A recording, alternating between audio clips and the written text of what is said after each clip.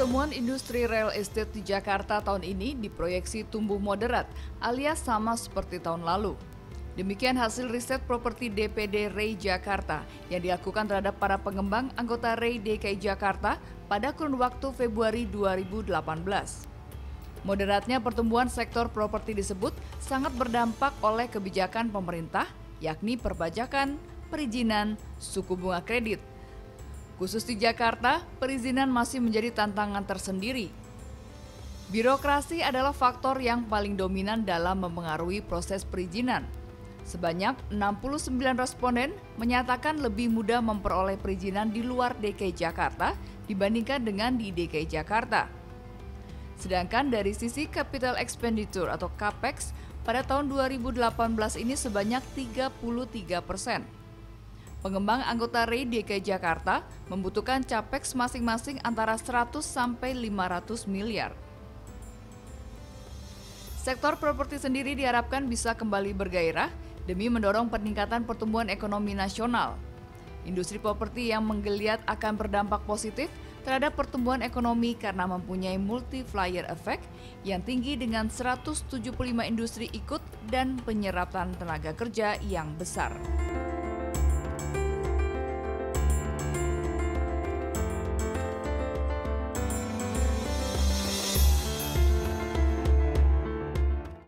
Halo pemirsa, apa kabar? Jumpa lagi bersama saya Afiliani dalam Economic Lounge with ISEI yang malam hari ini akan mengangkat topik terkait geliat sektor properti di tengah kelesuan ekonomi.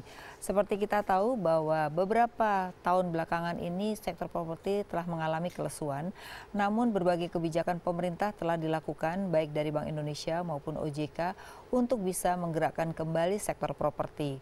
Termasuk di dalamnya adalah rumah bersubsidi dan juga bagaimana LTV yang ditingkatkan agar masyarakat bisa akses terhadap kredit properti maupun daya beli mereka meningkat.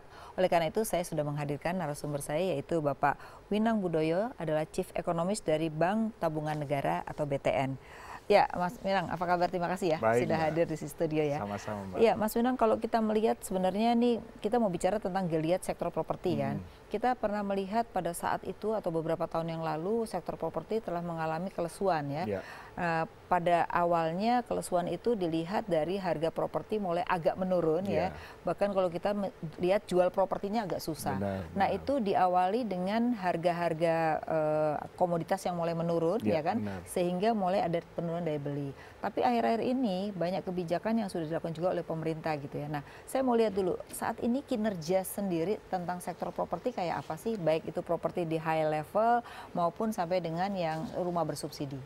Kalau kita melihat properti tentunya kita melihat dulu bagaimana berpulang dari backlog ya. Backlog itu artinya jumlah rumah tangga yang masih belum punya rumah.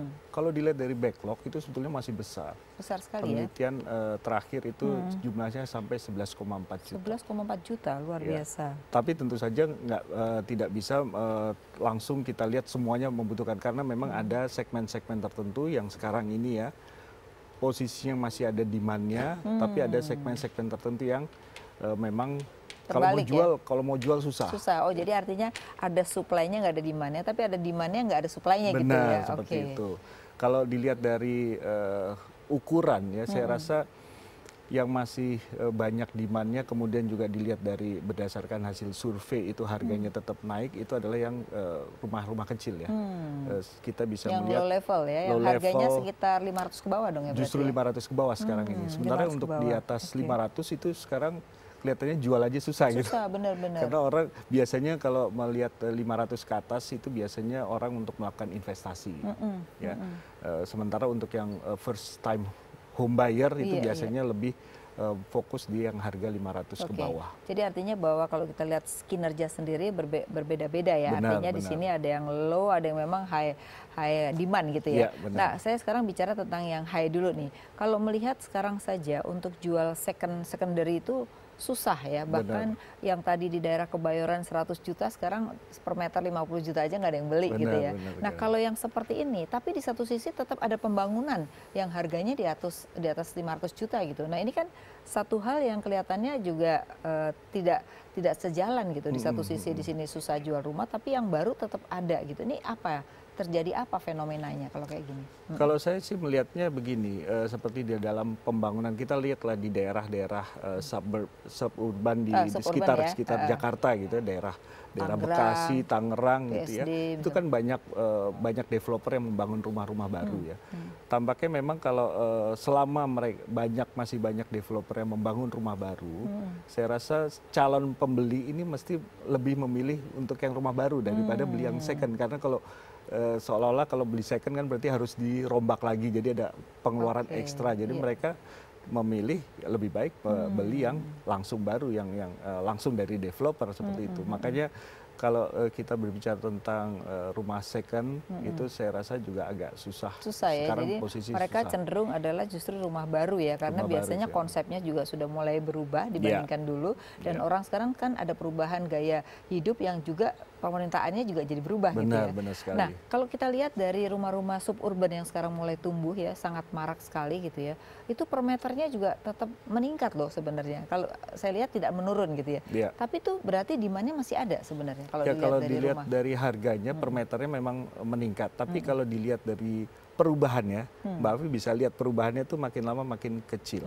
Ya, meskipun secara nominal naik terus, tapi perubahannya makin lama makin kecil. Karena itu disesuaikan dengan memang demand yang juga semakin berkurang. Iya. Jadi artinya sekarang juga mereka kalau melihat investasi itu kadang-kadang satu biasanya disewakan ya kan. Benar. Sekarang kan penyewa juga sudah bisa beli kadang-kadang ya, sehingga memang demand untuk sewa turun, akibatnya investasi pun menurun ya. Benar sekali. Ini terjadi juga ya kayak gitu.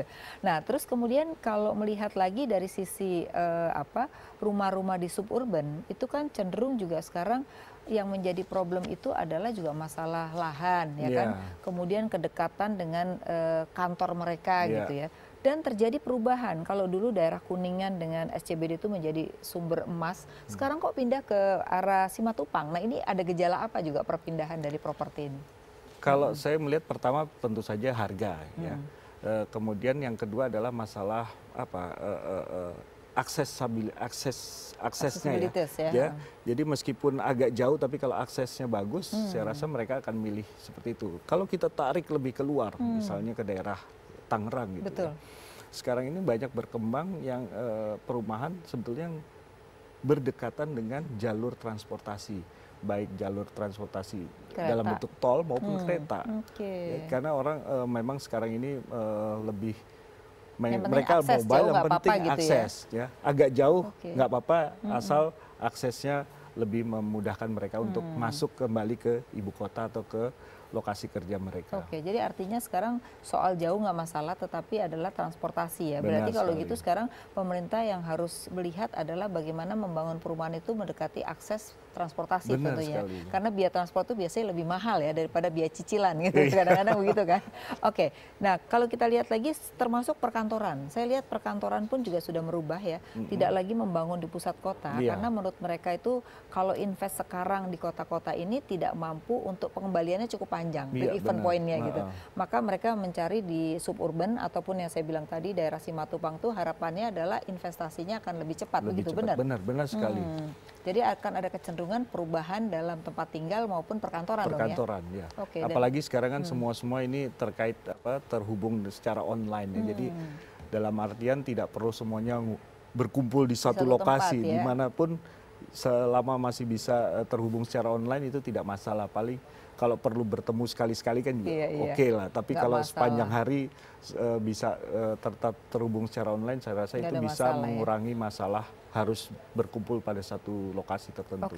Kemudian kita bicara yang rumah bersubsidi, karena pemerintah kan menjanjikan 1 juta rumah ya. Iya, benar. Nah ini kan menunjukkan bahwa sebenarnya masih banyak tadi 11,4 juta orang yang belum punya rumah pertama ini, kebutuhannya meningkat, bahkan kalau kita lihat demand-nya juga tinggi. Benar, tapi penyediaannya dari pemerintah sendiri itu tidak sesuai gitu. Nah ini ada persoalan apa sih yang utama, terutama adalah kalau kita lihat mungkin lahan ya. Nah gimana nih mengatasi ini? Jadi memang masalahnya lahan. Ya, kalau kita lihat permintaan setiap tahun, secara rata-rata tuh ada tambahan permintaan rumah baru tuh sebanyak 800.000 unit. Per tahun ya, 800.000 ya, luar biasa. Tapi yang mampu diciptakan oleh developer sampai saat ini baru 400.000. Jadi bisa kelihatan ada gapnya sebesar 400.000 tuh sepanjang tahun nggak pernah bisa terpenuhi. Kalau kita bedah lebih lanjut, masalahnya memang yang terutama adalah bagaimana penyediaan lahan. Ya.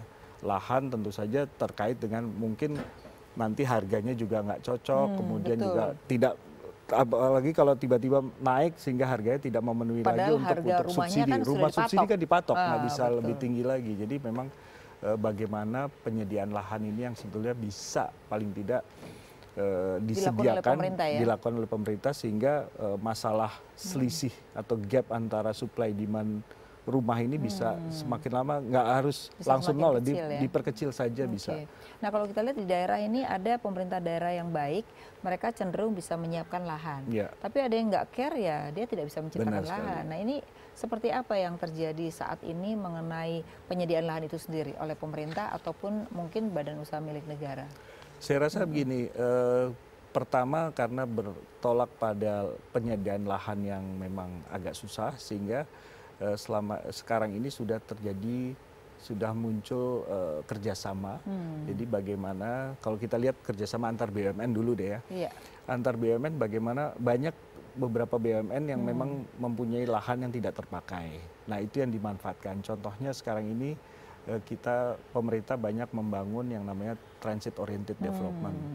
Transit oriented development itu sebetulnya memanfaatkan lahan yang dimiliki oleh pemerintah untuk membangun perumahan untuk rakyat, terutama untuk yang jadi rusun ya, rumah susun ya. Sebetulnya itu termasuk simple apartment ya, apa namanya rumah susun sederhana. Nah jadi contohnya itu adalah menggunakan sudah ada. Contohnya menggunakan tanah yang atau lahan yang dimiliki oleh KAI.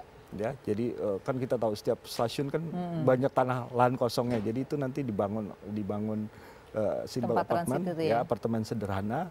Yang penting adalah nanti apartemen sederhana itu untuk perumahan bersubsidi sehingga itu untuk sewa ya, berarti sewa, tidak diperjualbelikan ya. Jadi untuk yang dimiliki atau berada di atas tanah KAI itu saya rasa itu sewa karena itu nggak bisa nanti kita akan bahas mengenai, kan banyak orang juga pengen tahu bahwa kalau misalnya yang transit tadi itu sejauh mana mereka bisa sewa atau seperti apa mekanismenya, kita harus break dulu.